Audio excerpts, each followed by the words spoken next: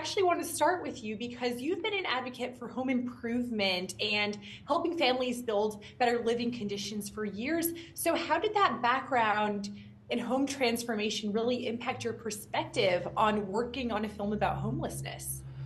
I mean, honestly, look, I've been blessed to see what that emotion looks like when somebody has, seen a community rally around them and give them something they desperately needed, which was a home, and that, and there's no denying that the spirits that are lifted, and you're like, oh my God, that's like the greatest gift because it's something that not only can be passed down from generations, but it's the security of knowing that your family's safe.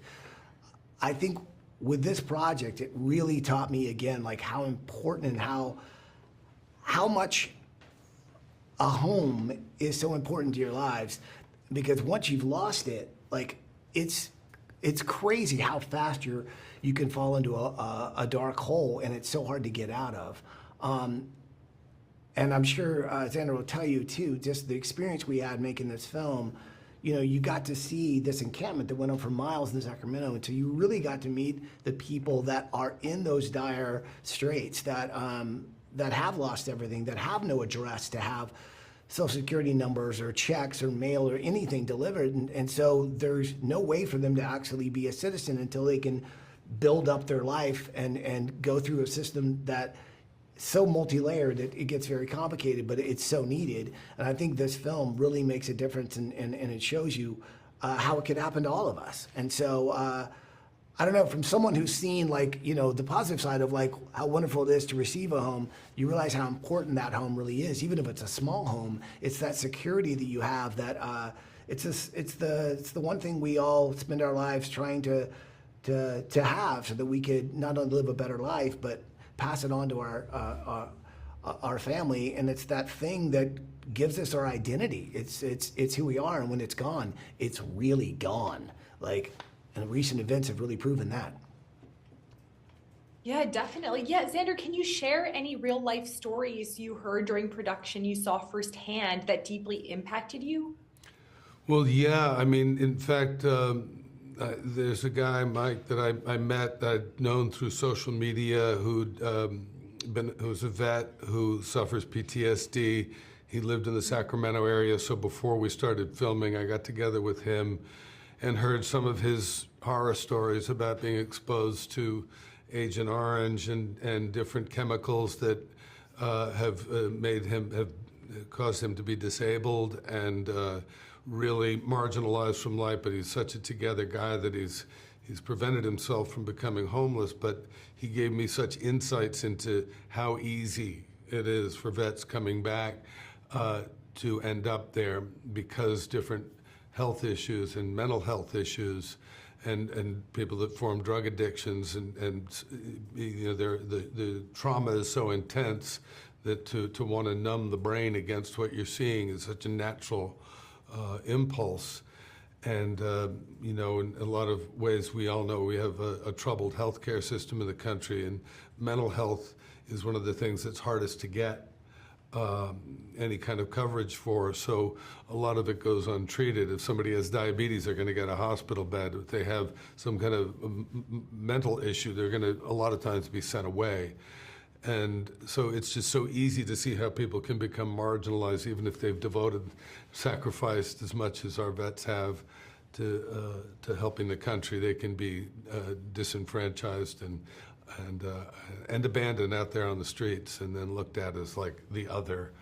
And fortunately, we had somebody like Robert Craig, who couldn't bear to drive by that encampment one more day without doing something, and was fortunate enough to have the finances to be able to put his own personal wealth behind this film, and then make the additional commitment to take the proceeds of the film and contribute them to the organizations that they did a documentary, Americans with No Address, in conjunction with this feature, No Address.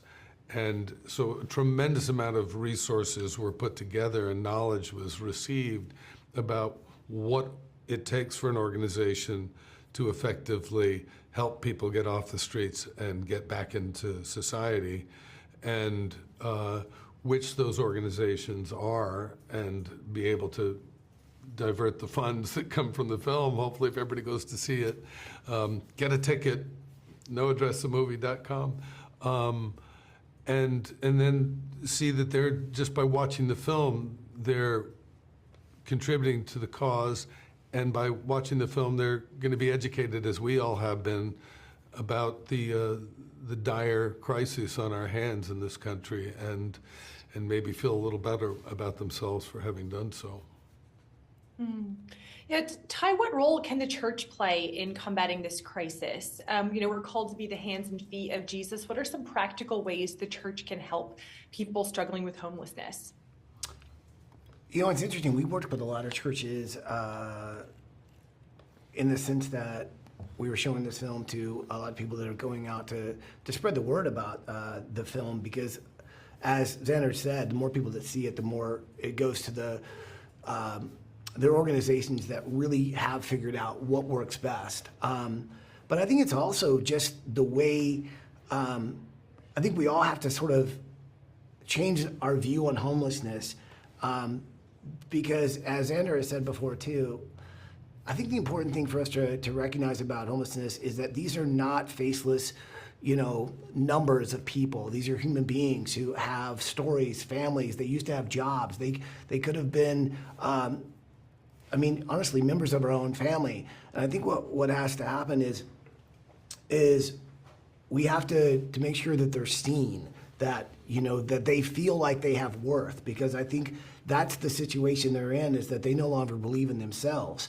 And I think just knowing that we can make a difference and make them feel like they are a human being is the first step, and then wanting to change their situation. And I think that's what it is we all have to look at homelessness differently. And I think this movie has got the focal lens for us to do that, to see that they're actually human beings with real stories, and it could happen to any of us.